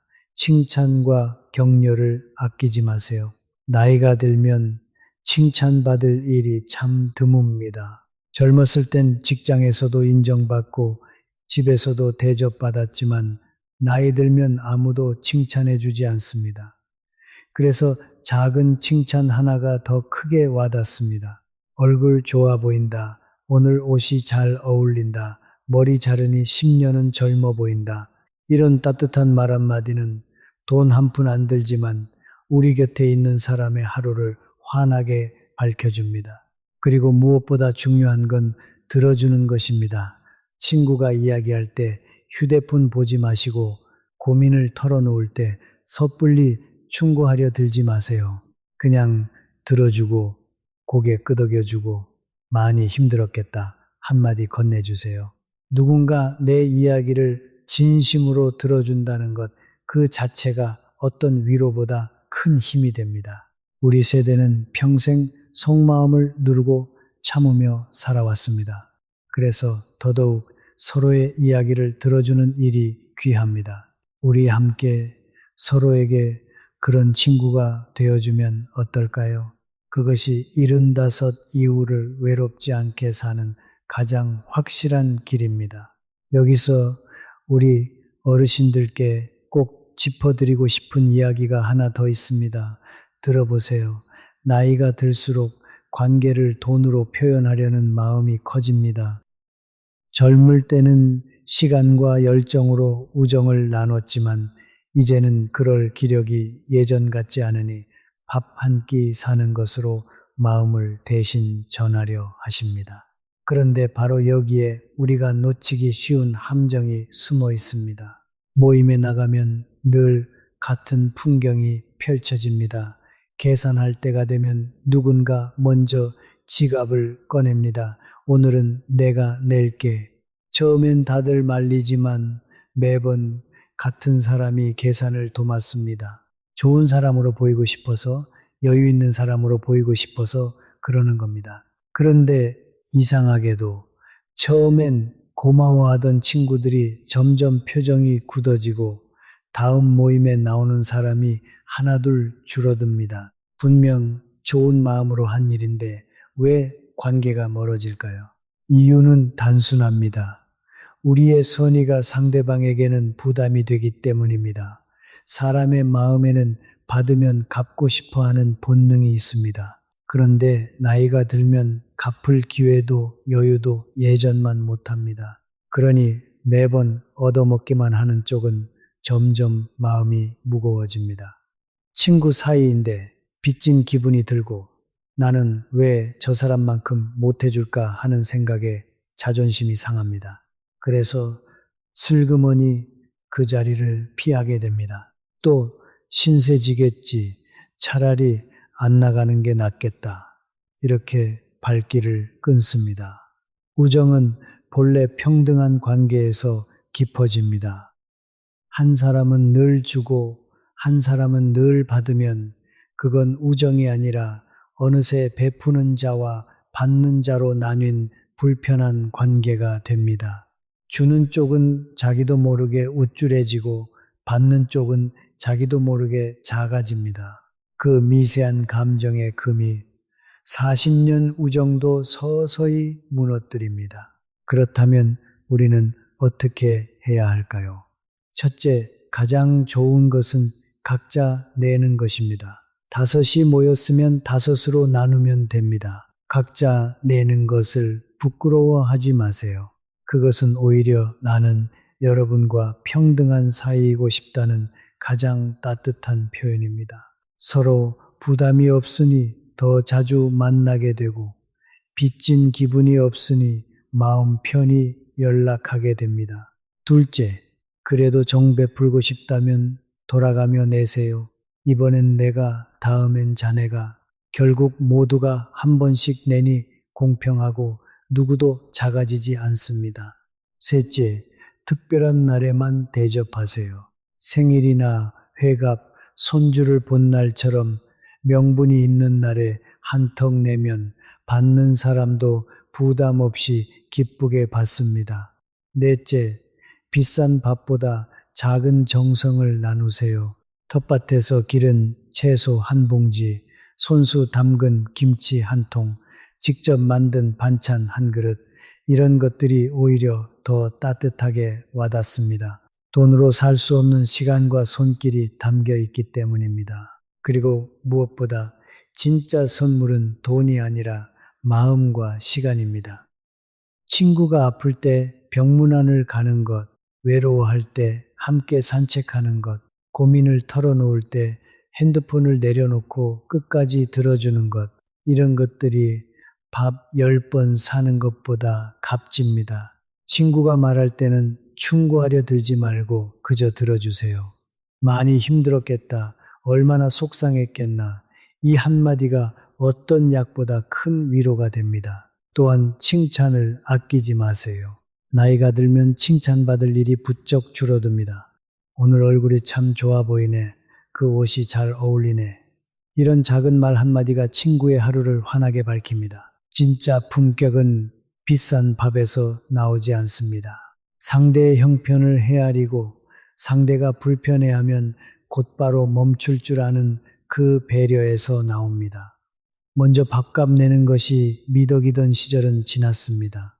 이제는 각자 내는 것이 예의이고 서로 존중하는 것이 지혜입니다. 우리의 소중한 우정을 오래오래 지키고 싶으시다면 바로 오늘부터 이 작은 변화를 시작해 보세요. 자, 이제 마지막 이야기입니다. 지금까지 우리는 몸을 지키는 법을 이야기했습니다. 그런데 몸을 아무리 잘 챙겨도 마음이 무너지면 다 소용없습니다. 그래서 75을 맞는 마음가짐 이야기로 오늘을 마무리하려 합니다. 75의 가장 큰 위기는 사실 무릎도 아니고 기억력도 아닙니다. 바로 나는 이제 끝났다는 생각입니다. 이 생각이 한번 마음에 자리 잡으면 아무것도 하기 싫어지고 그러면 우리 몸도 빠르게 무너집니다. 마음이 포기하면 몸은 더 빨리 포기합니다. 그러니 오늘 이것만은 꼭 마음에 새겨두세요. 75은 끝이 아니라 다시 시작하는 나이입니다. 옛 어른들의 지혜에도 이런 가르침이 있습니다. 사람은 같은 강물에 2번 발을 담글 수 없다. 강물이 끊임없이 흐르듯이 우리 몸도 끊임없이 변한다는 뜻입니다. 20살의 몸, 50살의 몸, 75의 몸은 모두 다릅니다. 그런데 우리는 자꾸 예전의 몸에 집착합니다. 예전엔 이 정도는 거뜬했는데 하면서 자신을 탓합니다. 그 집착이 우리를 괴롭게 만듭니다. 이제는 우리도 흐르는 변화를 받아들이고 지금의 몸과 사이좋게 살아가는 지혜가 필요합니다. 천천히 걷는 것도 걷는 것이고 한 번에 못하면 2번에 나눠 하면 됩니다. 느려진 게 잘못이 아닙니다. 느려진 나를 미워하는 게 우리를 더 아프게 합니다. 마음을 다스리는데 가장 좋은 약은 감사입니다. 거창한 게 아닙니다. 매일 밤 잠들기 전에 오늘 감사했던 일 3가지만 떠올려 보세요. 따뜻한 햇살 한 줌, 맛있게 먹은 한 끼, 걸려온 자식의 안부 전화, 이렇게 작은 것들을 하나씩 헤아리다 보면 우리 삶이 생각보다 훨씬 풍요롭다는 걸 깨닫게 됩니다. 어떤 분은 이렇게 말씀하실지 모릅니다. 아픈 대투성이인데 뭐가 감사하냐? 그 마음 충분히 이해합니다. 하지만 바로 그럴 때일수록 아직 내 2발로 화장실에 갈 수 있음에, 아직 자식 목소리를 알아들을 수 있음에 감사해 보세요. 감사는 없는 것을 만들어내는 게 아니라 이미 있는 것을 발견하는 일입니다. 또 이런 말씀도 드리고 싶습니다. 나이가 든다는 것은 잃기만 하는 것이 아닙니다. 우리는 젊음을 잃지만 대신 지혜를 얻습니다. 빠른 걸음을 잃지만 대신 천천히 보는 여유를 얻습니다. 무엇보다 더 이상 남의 눈치를 보지 않아도 되는 자유를 얻습니다. 우리 세대는 평생 자식 키우느라, 식구들 먹여 살리느라 내가 진짜 원하는 것은 늘 뒤로 미루며 사셨습니다. 가난한 시절엔 내 한 몸 돌볼 겨를도 없이 그저 묵묵히 견뎌 오셨습니다. 우리 모두 그동안 정말 고생 많으셨습니다. 이제는 정말로 나 자신을 위해 사셔도 되는 때가 왔습니다. 손주를 위해서가 아니라 나를 위해서 걷고 누구에게 보이기 위해서가 아니라 내가 건강하고 싶어서 단백질을 챙기는 겁니다. 그리고 75 이후에는 의미를 찾는 일이 무엇보다 중요합니다. 한 심리학자는 이렇게 말했습니다. 사람을 살게 하는 것은 행복이 아니라 의미라고요. 거창한 의미가 아니어도 좋습니다. 아침에 일어나 화분에 물을 주는 일, 텃밭에 상추를 돌보는 일, 손주에게 옛 이야기를 들려주는 일, 이웃에게 먼저 인사를 건네는 일, 이런 작은 일들이 우리에게 오늘 하루를 살아갈 이유가 되어줍니다. 살아갈 이유가 있는 사람은 쉽게 무너지지 않습니다.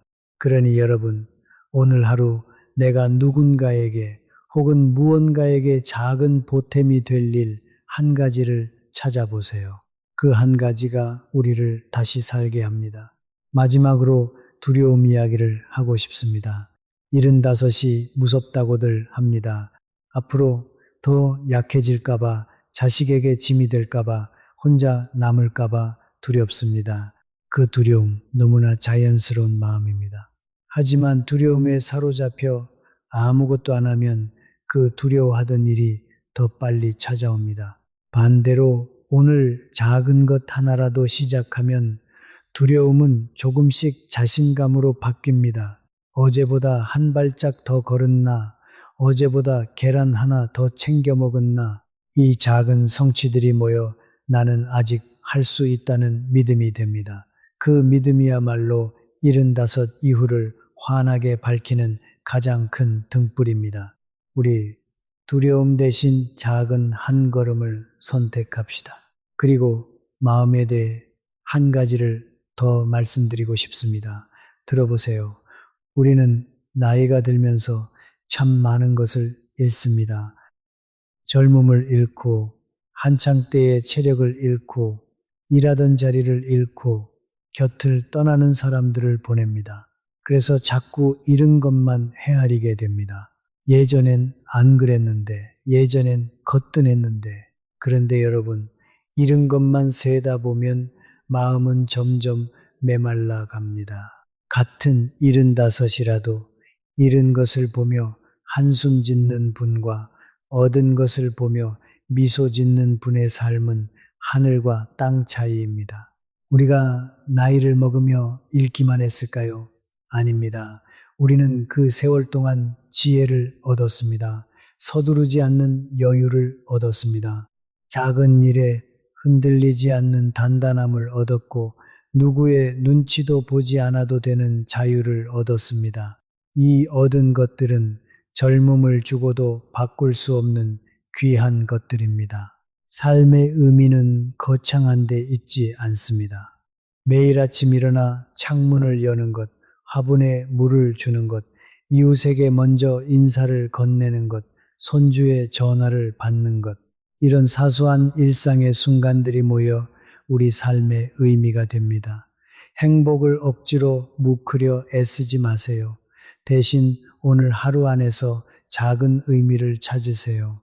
누군가에게 따뜻한 말 한마디를 건넸다면, 화분 하나를 정성껏 돌봤다면, 친구의 이야기를 끝까지 들어줬다면 그 하루는 이미 의미로 가득 찬 하루입니다. 그러니 우리 오늘부터는 이렇게 살아봅시다. 아침에 눈을 뜨면 잃은 것을 세는 대신 오늘 내가 할 수 있는 작은 일 하나를 떠올립시다. 그리고 밤에 잠들기 전에는 오늘 감사한 일 3가지를 가만히 헤아립시다. 이 작은 마음의 습관 하나가 우리 75 이후의 하루하루를 완전히 다른 빛깔로 물들일 것입니다. 몸을 지키는 일도 중요하지만 결국 그 몸을 살아 움직이게 하는 것은 우리의 마음입니다. 마음이 살아있으면 몸도 따라서 다시 일어섭니다.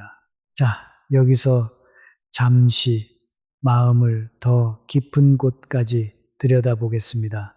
들어보세요. 75이라는 나이는 단순히 몸이 바뀌는 시기가 아닙니다. 마음의 결이 통째로 달라지는 시기이기도 합니다. 옛 어느 현인은 인생의 후반기를 비로소 진짜 나 자신이 되어가는 시기라고 했습니다. 젊을 때 우리는 남의 눈에 맞춰 살았습니다. 자식 키우느라, 직장에서 인정받느라, 체면을 지키느라 정작 내가 원하는 삶은 뒤로 미뤄두었습니다. 그런데 75이 넘으면 비로소 그 무거운 짐들을 내려놓을 수 있습니다. 더 이상 누구에게 잘 보일 필요가 없습니다. 내 속도대로, 내 방식대로 살아도 되는 시기, 그것이 바로 75이 우리에게 주는 특권입니다. 정해철 어르신이 산에 못 오르게 된 것을 우리는 이렇게도 볼 수 있습니다. 이제는 남에게 정정해 보이려 애쓰지 않아도 되는 시기가 온 것이라고. 대신 우리 몸이 원하는 속도로, 우리 마음이 편한 방식으로 살아가면 됩니다. 또 다른 옛 가르침에서는 인생의 마지막 길목에서 우리가 두 갈래 길 앞에 선다고 했습니다. 한 길은 살아온 세월을 돌아보며 그 안에서 의미를 발견하고 마음을 하나로 모으는 길입니다. 다른 한 길은 후회와 절망에 빠져 스스로를 갉아먹는 길입니다. 정해철 어르신도 처음에는 절망의 길로 들어서고 계셨습니다. 나는 이제 쓸모없는 사람이다. 그런데 강만호 어르신을 만나고 작은 변화를 시작하면서 통합의 길로 돌아서셨습니다.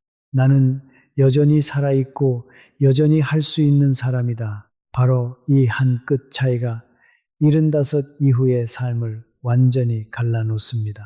그러니 우리 지나온 세월을 후회의 눈으로 보지 맙시다. 그 안에는 우리가 웃고 울고 사랑하고 견뎌낸 위대한 이야기가 가득 담겨 있습니다. 그 세월이 지금의 우리를 만들었습니다. 옛 로마의 한 현인은 이런 말을 남겼습니다. 인생은 본래 짧은 것이 아니라 우리가 짧게 만드는 것이다. 많은 분들이 75이 되면 이제 남은 시간이 얼마 없다고 한숨을 쉬십니다. 그런데 정말 중요한 것은 시간의 길이가 아니라 시간의 깊이입니다. 75이라도 하루하루를 의미 있게 채운다면 그 삶은 넘치도록 충만합니다. 반대로 한창 때라도 하루를 허투루 흘려보낸다면 그 삶은 텅 빈 것입니다. 매일 아침 눈을 뜨는 것, 그 자체가 이미 큰 선물입니다.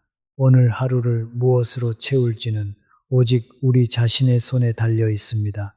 옛 동양의 한 스승은 이른이 되니 마음이 가는 대로 해도 법도에 어긋나지 않더라고 했습니다. 평생 절제하고 참아온 사람만이 다다를 수 있는 경지입니다. 75세에 우리가 바로 그 자리에 서 있습니다. 더 이상 남의 눈치를 보지 않아도 됩니다. 마음이 시키는 대로 그러나 곱고 단정하게 살아가면 됩니다. 이것이 나이가 우리에게 선물한 자유입니다. 그러니 75을 두려워하지 마세요. 이런 것만 헤아리지 마세요. 우리는 분명 젊음과 체력을 조금 잃었지만 그 대신 지혜와 여유와 너그러움과 자유를 얻었습니다. 어느 쪽을 바라보며 살 것인가? 그 선택이 우리의 남은 20년을 결정합니다. 정해철 어르신은 희망 쪽을 바라보기로 하셨습니다. 그리고 그 선택이 어르신의 인생을 다시 살려냈습니다. 우리도 충분히 할 수 있습니다. 바로 오늘, 지금 이 순간부터 말입니다. 그리고 우리 어르신들 마음 한구석에는 늘 자식 걱정이 자리하고 있습니다. 내가 아프면 자식들이 고생할 텐데, 내가 누우면 손주들이 마음 아파할 텐데, 그 마음이 바로 우리가 건강을 지켜야 할 가장 큰 이유이기도 합니다. 우리가 매일 15분을 걷고 끼니마다 단백질을 챙기고 약을 제때 먹는 것은 단지 우리 자신만을 위한 일이 아닙니다. 자식들에게 짐이 되지 않고 손주들 앞에서 정정한 모습을 오래오래 보여주려는 그 깊은 사랑의 표현입니다. 평생 자식을 위해 헌신해 오신 우리 어르신들께서 이제는 자신의 몸을 챙기는 것으로 그 사랑을 이어가시는 겁니다. 건강하게 오래 곁에 머무는 것, 그것이야말로 자식에게 줄 수 있는 가장 큰 선물입니다. 또한 우리는 평생 체면을 지키며 단정하게 살아왔습니다. 남들 앞에서 흐트러진 모습을 보이고 싶지 않은 그 마음 너무나 잘 압니다. 그러나 건강을 챙기는 일에는 체면을 내려놓으셔도 됩니다. 복지관 체조교실에 나가는 것도, 보건소 프로그램에 등록하는 것도 결코 부끄러운 일이 아닙니다. 오히려 자신을 아끼고 가족을 생각하는 가장 지혜롭고 품격 있는 선택입니다. 우리 함께 그 한 걸음을 내딛어 봅시다. 자, 정리해 드리겠습니다. 지금까지 들으신 내용을 오늘 당장 실천하실 수 있는 10가지로 묶어 드리겠습니다. 첫째, 오늘부터 매일 15분씩 천천히 걸으세요. 둘째, 내일 아침부터 끼니마다 단백질을 한 가지씩 더 챙기세요. 삶은 달걀 하나, 두부 한 모, 생선 한 토막이면 충분합니다. 셋째, 하루에 물을 5잔 이상 시간을 정해놓고 나눠 드세요. 넷째, 의자에 앉았다 일어서기를 하루 10번씩 해보세요. 다섯째, 약은 정해진 시간에 봉지째 모아 석 달에 한 번 병원에서 점검받으세요. 여섯째, 낮잠은 30분을 넘기지 마세요. 일곱째, 잠들기 1시간 전에는 화면을 끄세요. 여덟째, 일주일에 한 번은 누군가에게 먼저 연락하세요. 아홉째, 모임에서는 각자 내거나 돌아가며 내고 작은 정을 나누세요. 열째, 매일 밤 잠들기 전에 감사한 일 3가지를 떠올리세요. 이 10가지를 한꺼번에 다 하시려고 애쓰지 마세요. 그러면 며칠 못 가 지칩니다. 딱 한 가지만 골라 시작하세요. 한 가지를 꾸준히 하다 보면 신기하게도 다른 것들이 저절로 따라옵니다. 중요한 건 완벽하게 하는 것이 아니라 그저 시작하는 것입니다. 오늘 10분만 걸어도 괜찮습니다. 내일 5분만 더 걸으면 됩니다.